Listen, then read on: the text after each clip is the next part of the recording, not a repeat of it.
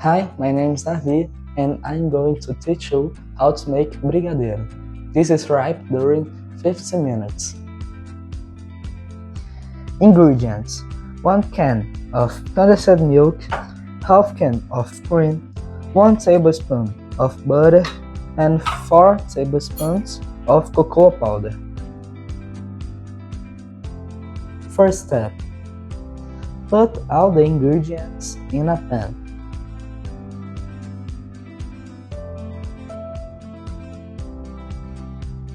Second step: stir over low heat for about 50 minutes.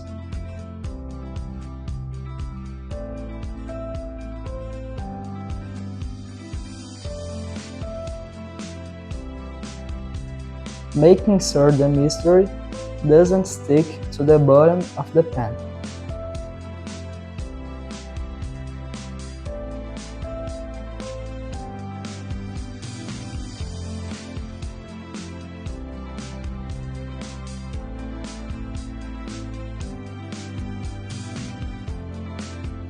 The brigadeiro is ready.